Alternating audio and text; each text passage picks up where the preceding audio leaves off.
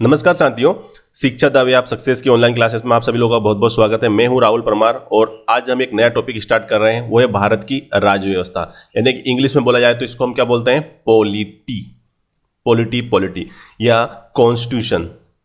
ठीक है, इसमें वो सारी की सारी चीज़ें हम डिस्कस करेंगे, कैसे एक देश की राज्य व्यवस्था क्या होती है, एक देश की व्यवस्था जिन सिद्धांतों के माध्यम से हम चलाते हैं, जो सिद्धांत होते हैं वो क्या क्या सिद्धांत होते हैं, किन सिद्धांतों के आधार पर देश चलाया जाता है, वो सब कुछ हम इस पूरी सीरीज में डिस्कस करेंगे।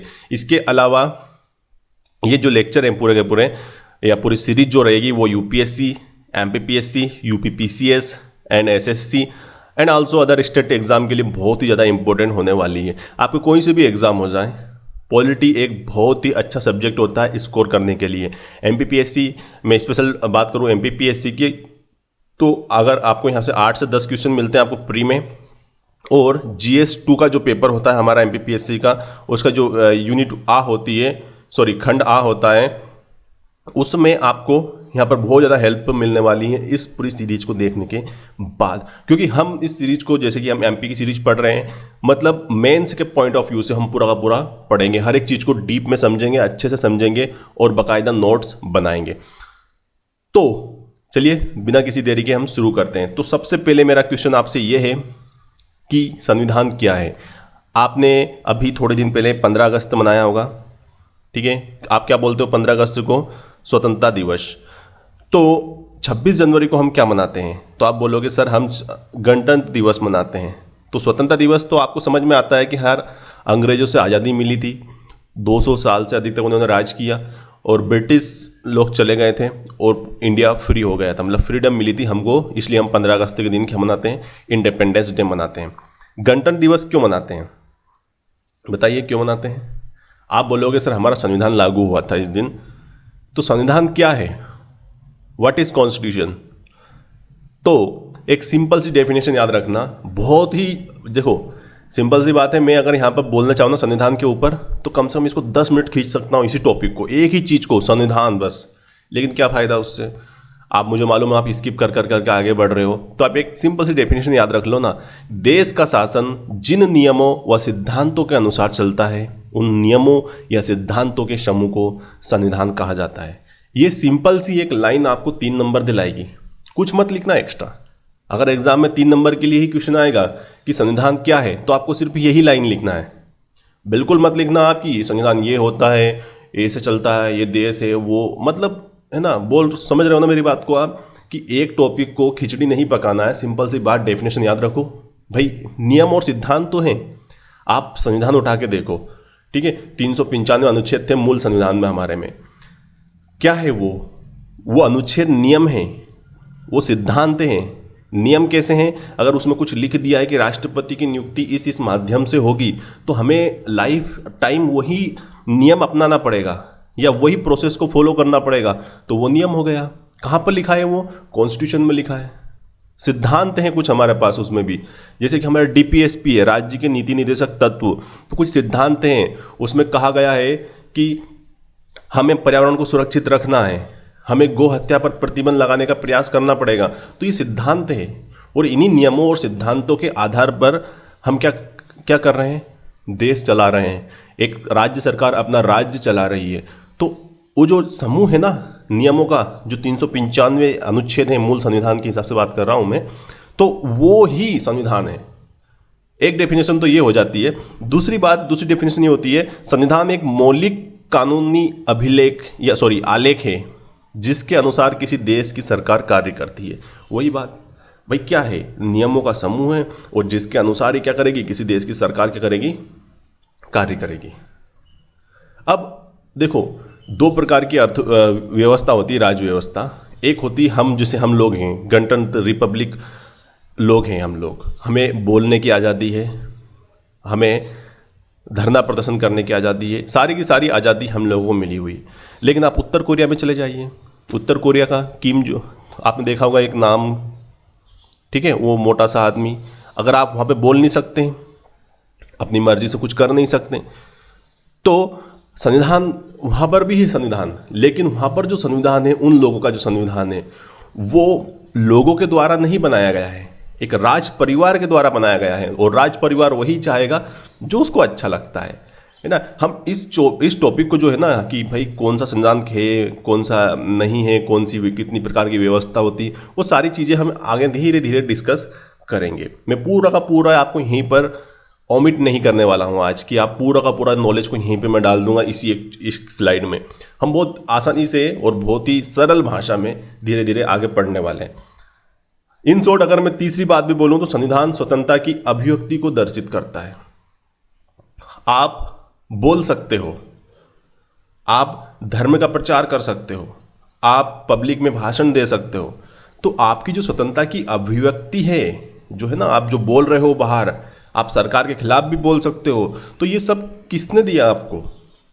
आप बोलोगे हमें संविधान ने दिया, संविधान ने हमें एक अधिकार दिया है बोलने का, तो यही संविधान है। और आप इसमें से तीनों में से जो अच्छी डेफिनेशन लगे, मेरे हिसाब से आप पहले नंबर वाली डेफिनेशन आप बिल्कुल अच्छे से रट लो, 3 नंबर में ये बहुत काम आने वाली है, ठीक है। तो हर एक स्वतंत्र देश क्या करता है, अपना संविधान बनाता है और वो संविधान के अनुसार पूरे देश को चलाया जाता है, ठीक। इसके बाद सरकार होती है। अब यहाँ पर आइए आप, सरकार क्या होती है? अब संविधान तो बना दिया, याद रखना संविधान आपका बन चुका है, ये तो बहुत पहले बन चुका है। अब यहाँ पर देखिए, सरकार जो होती है उसके 3 अंग होते हैं। बहुत ही इंपॉर्टेंट बात है, बहुत ही बेसिक लेक्चर है ये। तो सरकार के 3 अंग होते हैं। एक होती है विधायिका, ये देखिए आप, ये क्या है? विधायिका। मतलब इसमें क्या जाएगी आपकी? लोकसभा जाएगी और क्या जाएगी? एक राज्यसभा। अब विधायिका क्या करती है? आप बताइए, लोकसभा और राज्यसभा क्या करती है? आपने लोकसभा के चुनाव में वोट डालते हो आप जाके, फिर आप बोलोगे सर राज्यसभा के चुनाव में क्यों नहीं डालते हम वोट? तो हम आगे डिस्कस करेंगे क्यों नहीं डालते आप लोग, कौन डालता है राज्यसभा के जो उम्मीदवार होते हैं उनका चुनाव जो होता है उसमें वोट कौन डालता है, ये सब चीज़ें हम बाद में डिस्कस करेंगे। लेकिन लोकसभा के चुनाव में तो आप लोग वोट डालते होंगे, गए होंगे आप डालने के लिए। तो ये विधायिका है, जिसको हम क्या बोलते हैं? लेजिस्लेटिव इंग्लिश में। ये क्या करती है?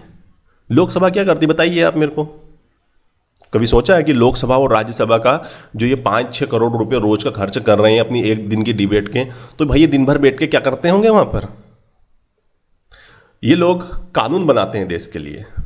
लोकसभा राज्यसभा का एक ही काम है, किसी भी चीज का एक कानून बना दो आप, और उस कानून के हिसाब, देखो देश चलाने के लिए नियम और कानून चाहिए, और नियम और कानून बनाने का अधिकार देश में सिर्फ एक को है, वो है लोकसभा या राज्यसभा। दोनों सदन मिलकर क्या करते हैं? कानून बनाते हैं। यानी कि विधायिका क्या करेगी? कोई कानून बनाएगी। अब एग्जाम्पल के लिए आप कोई सा भी कानून ले लीजिए, जैसे कि हम क्या ले लेते हैं? एनआरसी ले लेते हैं, या आप सीएए ले लो, क्योंकि ये बहुत हॉट टॉपिक था अभी करंट में, एनआरसी या सीए। तो सबसे पहले इस कानून को किसने बनाया? मोदी जी ने अपने घर से तो नहीं बनाया। पहले सबसे पहले ये कानून कहाँ से पास हुआ? एनआरसी सीए जो बिल था आया था हमारा, वो सबसे पहले एक बिल आया था। सबसे पहले क्या आया था? सीएबी। ये देखिए आप, पहले आपने सीएबी सुना होगा, मतलब सिटीजन अमेंडमेंट बिल। केब आया सबसे पहले। केब कहाँ पर आया? लोकसभा राज्यसभा में पेश किया गया, वहाँ से पास हो गया, तो ये क्या बन गया फिर? सीएए बन गया, मतलब सिटीजन अमेंडमेंट एक्ट। पहले बिल था। कोई भी मसौदा जब लाया जाता है, कोई भी कानून लाया जाता है, तो एक बिल की तरह पेश किया जाता है उसको, और जब वो बिल लोकसभा या राज्यसभा के द्वारा पारित हो जाता है तो वो एक एक्ट बन जाता है। राष्ट्रपति उस पर हस्ताक्षर कर देते हैं और वो एक्ट बन जाता है, मतलब एक अधिनियम बन जाता है। तो विधायिका क्या करती है? कानून बनाती है। अब ये कानून बन गया, इसको लागू कौन करेगा? भाई सीए में कुछ लिखा होगा, या मानो कि आपने एक दूसरा XYZ बिल लेकर आए आप, और इस बिल में कुछ प्रावधान किए गए हैं कि जो भी ऑफिसर रिश्वत लेगा उसको 10 साल की सजा होगी। ये कानून किसने बना दिया? विधायिका ने बना दिया, मतलब लोकसभा और राज्यसभा ने ये कानून बना दिया। अब इसको लागू कौन करेगा? सरकार करवाएगी ना। तो दूसरा नंबर आता है कार्यपालिका का। और कार्यपालिका क्या होती है? कार्यपालिका मंत्री, देखो कार्यपालिका क्या होती है, सिंपल सी बात है कि कार्यपालिका में राष्ट्रपति होता है, उपराष्ट्रपति होता है, और एक मंत्रिमंडल का समूह होता है जिसका प्रधानमंत्री होता है। अब आप बोलोगे सर ये मंत्रिमंडल, उसका प्रधानमंत्री होता है, ये क्या बला आ गई सामने? तो हम इसको डिस्कस करेंगे आगे, ठीक है।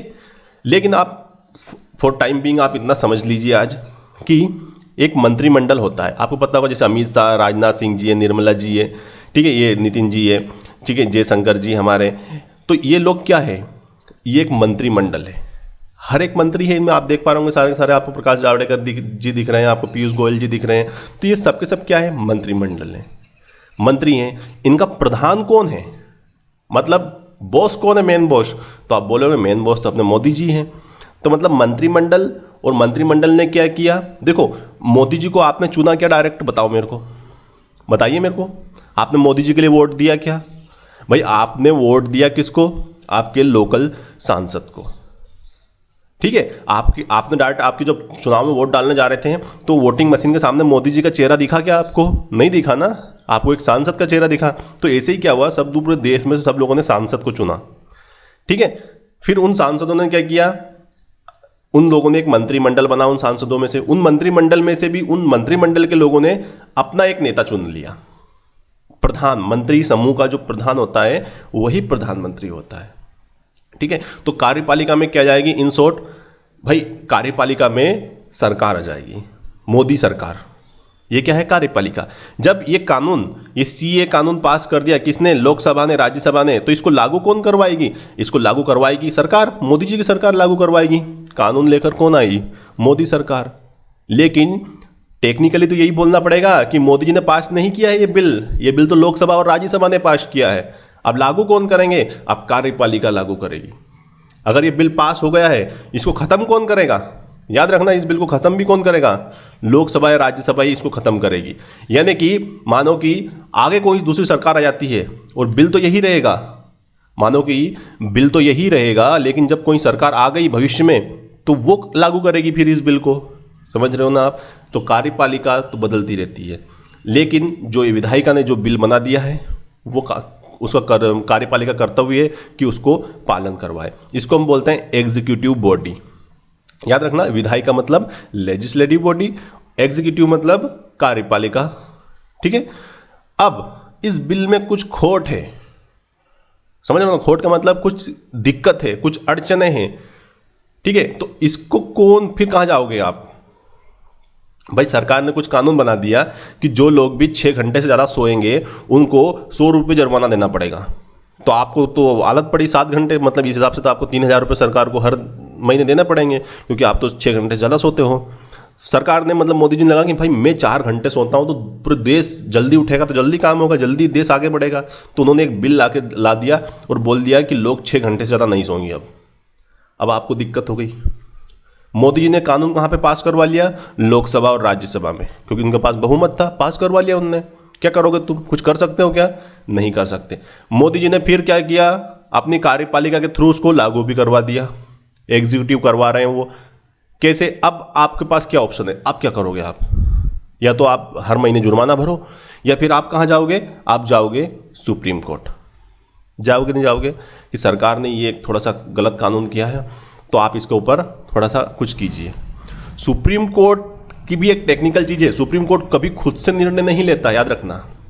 अगर याद रखना इस चीज़ को आप थोड़ा सा, अगर विधायिका ने कुछ कानून बना दिया तो सुप्रीम कोर्ट उस कानून को गलत नहीं ठहरा सकती, याद रखिएगा इस चीज़ को आप। सुप्रीम कोर्ट जो भी जजमेंट देता है वो सिर्फ और सिर्फ संविधान के दायरे में देता है, याद रखना। कभी भी सुप्रीम कोर्ट संविधान के दायरे से बाहर नहीं जाता है। वो सरकार को सलाह जरूर दे सकता है, क्योंकि आजकल तो देखो बहुत कुछ हो रहा है, उल्टा सुल्टा हो रहा है। जज वो आते हैं, उनकी बेंच सरकार को सलाह भी दे देती है।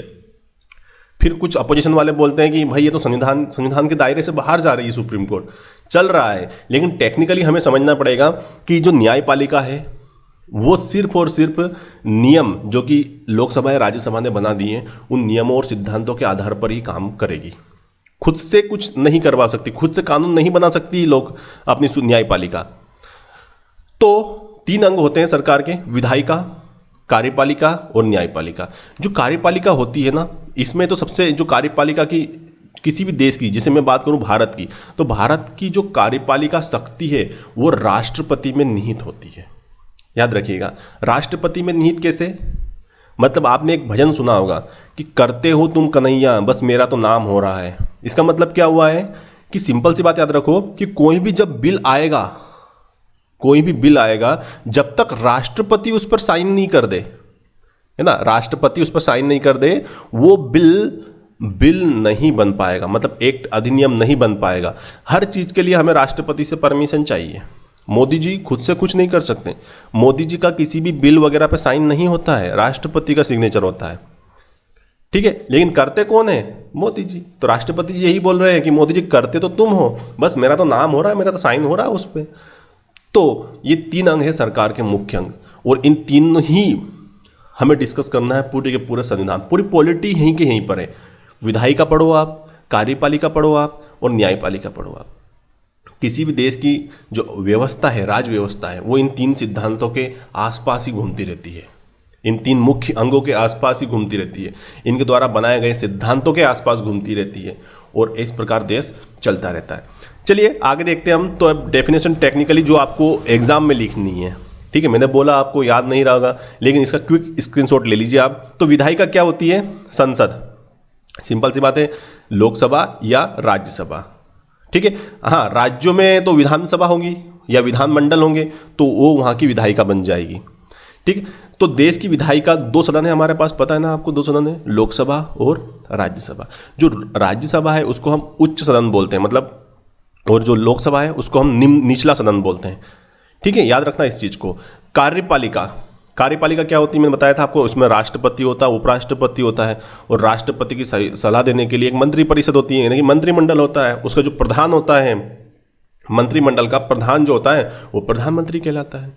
और केंद्र की जो कार्यपालिका शक्ति होती है वो राष्ट्रपति में निहित होती है। और राष्ट्रपति जो होता है वो किसकी सलाह पर काम करता है?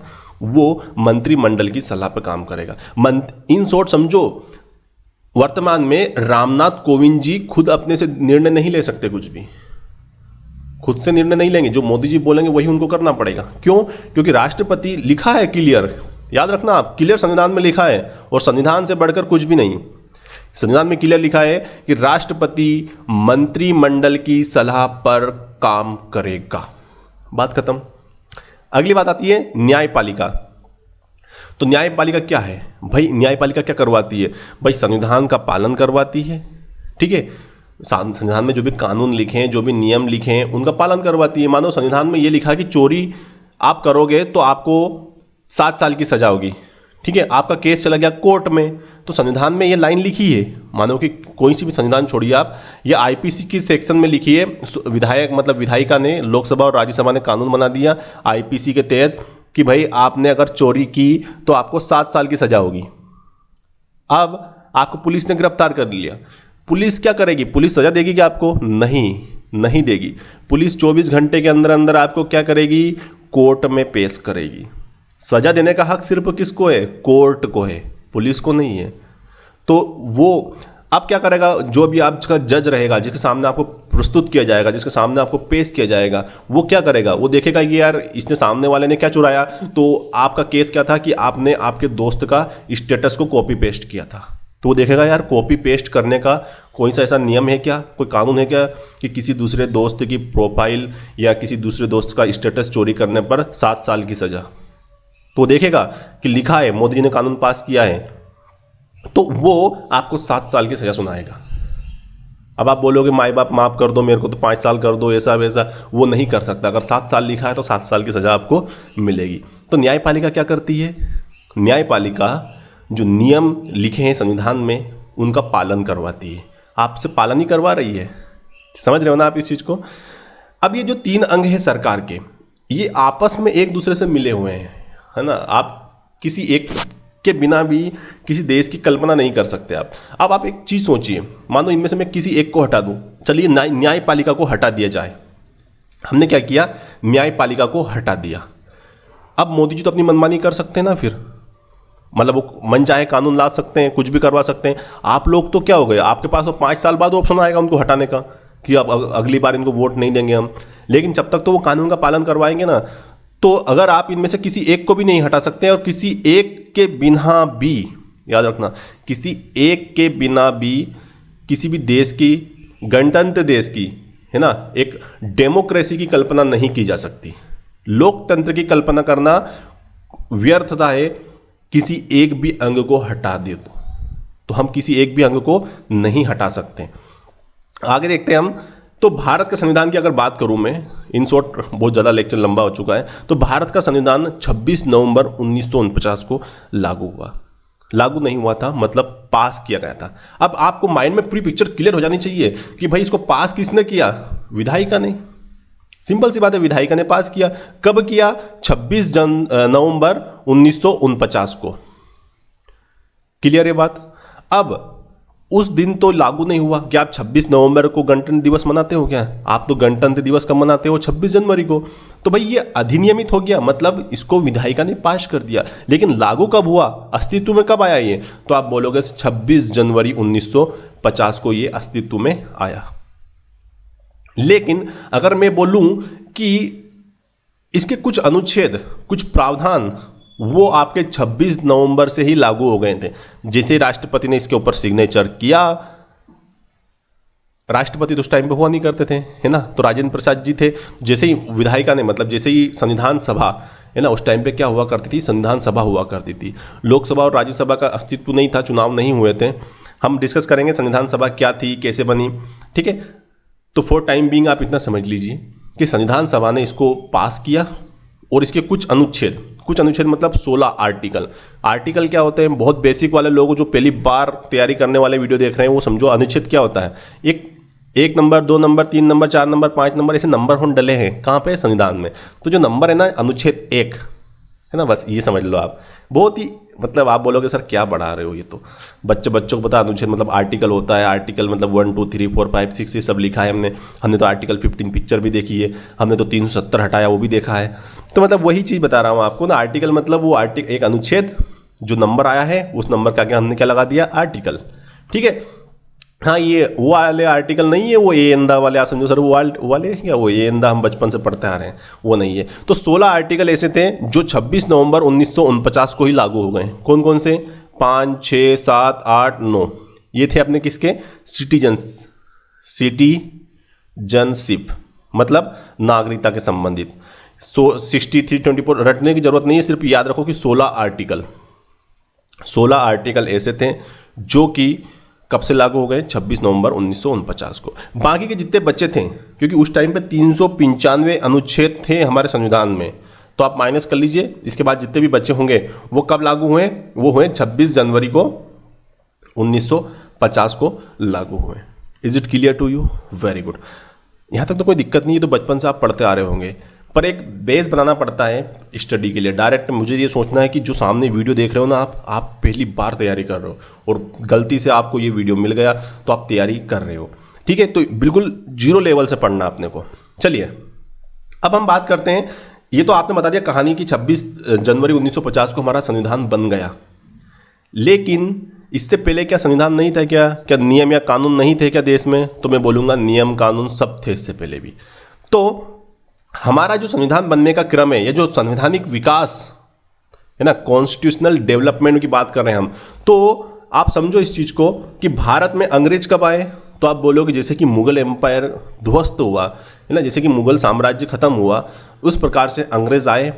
पहले व्यापार करने आए थे, थोड़ा सा क्विक बता रहा हूँ आपको। व्यापार करने आए थे, धीरे धीरे उनकी राजनीतिक इच्छाएं जागने लगी, तो उन्होंने व्यापार को साइड में रखा और व्यापार के साथ साथ उन्होंने क्या किया? अपने राजनीतिक हित भी वो पूरे करने लगे। मतलब राजनीतिक हित मतलब कैसे? जैसे कि लोगों से कर वसूलना, ये सारे राजनीतिक काम थे उस टाइम पे। आज के राजनीतिक काम भी यही होते हैं थोड़े बहुत।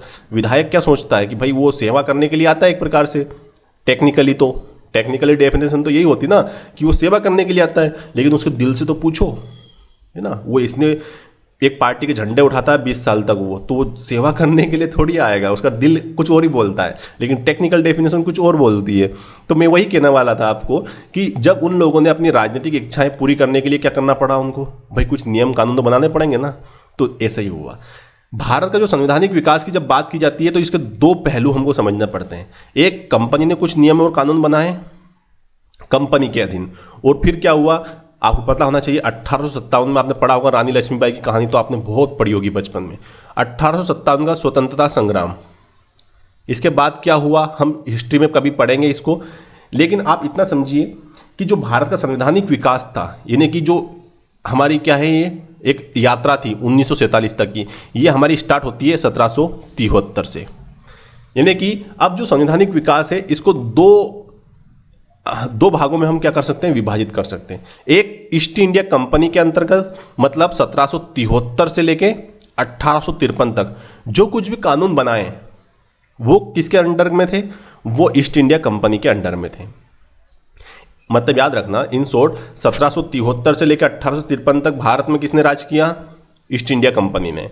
फिर क्या हुआ, 1857 का स्वतंत्रता संग्राम होता है और बहुत कुछ चेंज हो जाता है भारत में। तो उसके बाद जो ब्रिटिश सरकार होती है वो क्या करती है, भारत को अपने अंडर में ले लेती है। ठीक है, यानी कि 1858 से 1947 के बीच में जितने भी कानून बने, जितने भी नियम बनाए उन लोगों ने, वो थे ब्रिटिश क्राउन के अंतर्गत आते हैं। तो आप देख पा रहे होंगे यहाँ पे ये लोगो है ईस्ट इंडिया कंपनी का। ब्रिटिश क्राउन मतलब ये क्राउन होता है ऐसा, और ये क्राउन जो ये है ना, ये अपना कोहिनूर हीरा है। इसका एक भाग महारानी के जो क्राउन पहनती थी उसमें भी लगा हुआ है, एक वहाँ के म्यूजियम में भी रखा हुआ है। हम पढ़ेंगे कभी इसकी हिस्ट्री कोहिनूर हीरे की। तो दो भागों में हम इसको पढ़ेंगे। तो देखिए, सबसे पहले रेगुलेटिंग एक्ट आया। आप नाम से लग रहा है रेगुलेट, देखो एक होता है रेगुलेट मतलब नियमित करना। आप रेगुलर होते हो, इसका मतलब क्या हुआ कि आप रेगुलर का मतलब क्या होता है, डेली, नियमित मतलब रोज दिन, उसको रेगुलेट बोलते हैं, रेगुलर। अगर आपको रेगुलेट करने के लिए मैं कुछ, आपके घर में रेगुलेटर है ना, पंखे वाला रेगुलेटर देख रहे होंगे आप, देखो बोर्ड की तरफ, वो रेगुलेटर है। तो वो क्या करता है, रेगुलेट करता है किसको, स्पीड को रेगुलेट करता है। तो ऐसे ही कंपनी क्या हुआ कि हम पढ़ेंगे हिस्ट्री में इसको भी, कंपनी को रेगुलेट करने के लिए ब्रिटिश सरकार की तरफ से एक कानून बनाया गया, उसको रेगुलेटिंग एक्ट बोलते हैं, 1773। हम इनको एक एक को अंदर डीप में पढ़ेंगे। अभी तो आप ये समझ लीजिए फटाफट कि क्या क्या कौन कौन से एक्ट हमको पढ़ने हैं, ठीक है, क्योंकि लेक्चर बड़ा हो रहा है। हम एक एक पॉइंट उठाएंगे, जैसे रेगुलेटिंग एक्ट उठाएंगे, उसको विस्तार से समझेंगे बाद में। तो एक रेगुलेटिंग एक्ट पढ़ना पड़ेगा 1773 में। ये पहली कोशिश थी, है ना। सबसे पहले क्या बना, रेगुलेटिंग एक्ट। फिर आया एक्ट ऑफ सेटलमेंट, फिर आया पीट्स इंडिया एक्ट, फिर चार्टर एक्ट 1793, चार्टर एक्ट 1813, ठीक है। और यहाँ से क्या है कि हमको थोड़ी सी दया दिखाई थी उन्होंने, किन्होंने, अंग्रेजों ने, ठीक है। यहाँ पे हम इसको भी अच्छे से विस्तारपूर्वक बाद में पढ़ेंगे, अभी पढ़ने से कोई फायदा नहीं है, मैं बोल दूंगा लेक्चर बड़ा हो जाएगा और आपको समझ में नहीं आएगा, ठीक है। इसके बाद आया चार्टर एक्ट 1833, याद रखो, ये सबसे बड़ा आप समझो, ये तो आज भी आपके ऊपर हावी है। ये जो चार्टर एक्ट है ना, ये आज भी आपके ऊपर हावी है। जो शिक्षा आप पढ़ रहे हो ना, शिक्षा नीति जो आप ले रहे हो, मैकाले वाली जो पद्धति आज भी चल रही है, वो इसी का ही परिणाम है, इस 1833 का। इसके बाद आया चार्टर एक्ट 1853, तो इसको भी हम विस्तार में पढ़ेंगे। तो ये कुछ 7 नियम थे या कानून थे या एक्ट थे जो कि ईस्ट इंडिया कंपनी के अंतर्गत आते हैं। इनमें क्या क्या लिखा है, इनका हम आने वाली क्लासों में विस्तार पूर्वक एक एक का अध्ययन करेंगे। इसके बाद 1857 का स्वतंत्रता संग्राम होता है और भारत की जो पूरी की पूरी राजनीतिक व्यवस्था होती है या कमांड होती है, राजनीतिक कमान होती है, वो चली जाती है ब्रिटिश पार्लियामेंट के पास। याद रखना, अब कानून कौन बनाएगा, कौन बनाएगा, याद करो, विधायिका। पर विधायिका कहाँ की बनाएगी, ब्रिटेन वाली, मतलब ब्रिटेन में जो विधायिका है वहाँ के जो लोग लोअर हाउस और अपर हाउस हैं वो कानून बनाएंगे अब, और फिर उसको लागू कौन करवाएगी, ब्रिटेन की सरकार लागू करवाएगी। तो ब्रिटेन की सरकार लागू करवाएगी तो वो तो यहाँ आएगी नहीं, वो क्या करेगी, अपने कुछ नुमाइंदे खड़े कर देगी भारत में।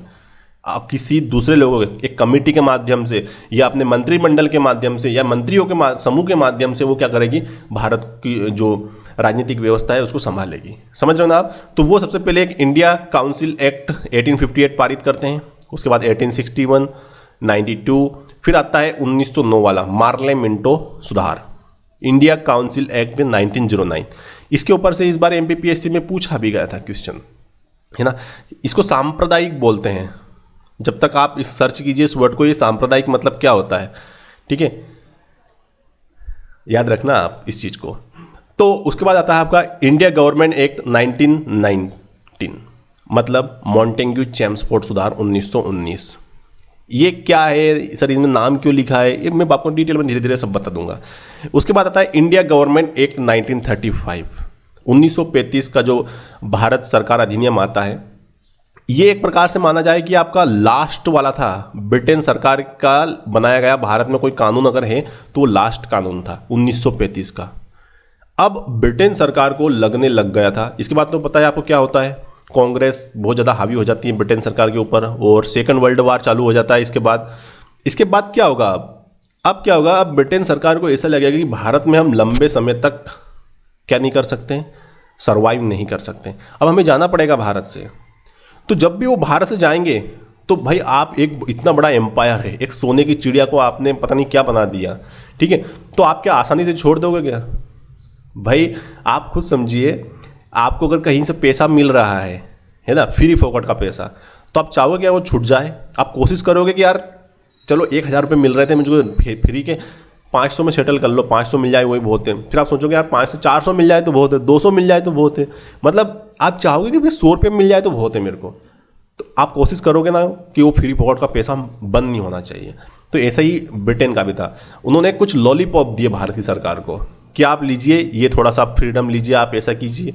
क्रिप्स प्रस्ताव में कुछ और लिखा उन्होंने, कैबिनेट मिशन में कुछ और लिखा, माउंट बेटन में कुछ और लिखा, लेकिन जब उनको लग गया अंतिम में कि यार नहीं, ये भारत वाले मानने वाले नहीं है, मतलब छोड़ना ही पड़ेगा भारत अपने को अब, तो फिर उन्होंने क्या किया, भारत सरकार अधिनियम 1947 पास किया। इसका मतलब भारत अब आज़ाद है, अब हमको भारत से कुछ लेना देना नहीं है। ऐसा किसने बोला? ब्रिटेन की सरकार ने बोला। तो ये जितने भी हैं, आप यहाँ से लेके पूरा का पूरा देखिए आप, ये सारे के सारे हमको डिस्कस करने पड़ेंगे, इनसे क्वेश्चन बनते हैं, ठीक है। अगर भविष्य में क्वेश्चन आता है 11 नंबर में, तो एक पूरा का पूरा क्वेश्चन आपको यहाँ तक लिखना पड़ेगा, याद रखना। ये जितने भी हम पढ़ेंगे ना इस एक्ट में आने वाले समय में, वो सारे के सारे एक ही 11 नंबर में लिखने पड़ेंगे आपको। लेकिन मैंने आपको पहले बताया और आज भी बता रहा हूँ मैं कि आपको 11 नंबर में लिखने बैठो तो आपको शब्द सीमा भी देखनी पड़ती है 200 शब्द से ज़्यादा आपको लिखना नहीं है, और 200 शब्दों में आपको पूरा का पूरा लिखना भी है। लेकिन आपसे मैं ये पूछ लूँ कि भाई 1773 रेगुलेटिंग एक्ट के बाद में भारत में क्या परिवर्तन हुए, क्या क्या इसका असर पड़ा, लिखिए 200 शब्दों में। यानी कि कोई एक पार्टिकुलर एक्ट भी आ सकता है 200 शब्दों में लिखने के लिए, और ये पूरे के पूरे 18 के 18 एक्ट मिला के भी आपको 200 शब्दों में लिखना पड़ सकता है। तो आपकी तैयारी हमेशा ज़बरदस्त होनी चाहिए, यही कहना है मेरा आपसे। तो इन शॉर्ट, अब इस पूरे लेक्चर को अगर मैं कंक्लूजन की बात करूं तो ये है कि हमें एक क्रम वाइज पढ़ना पड़ेगा इस 1947 तक आने के लिए। फिर हम बनाएंगे एक संविधान सभा, और वो संविधान सभा क्या करेगी, कानून को कर देगी क्या, पास, जिसको हम क्या बोलेंगे उसको, भारत का संविधान। तो ये संवैधानिक विकास क्रम है पूरा, कि कहाँ से स्टार्ट किया था हमने 1773 से, और आज हम कहाँ पर आ गए हैं 2020 में, और 1947 में हमने क्या किया, आज़ाद हो गए। तो ये पूरी की पूरी जो इतिहास रहा हमारा, कैसे हमारा कॉन्स्टिट्यूशन बना, उसको पढ़ने से पहले हमें स्टार्टिंग पास्ट देखना पड़ेगा उसका पूरा का पूरा, समझने के लिए उसको, ठीक है। तो अभी के लिए इतना ही काफ़ी है, आप लोगों से मैं लेता हूँ विदा, ठीक है। अगले वीडियो में हम इसको बाकायदा अच्छे से पढ़ेंगे। तब तक के लिए जय हिंद, जय भारत।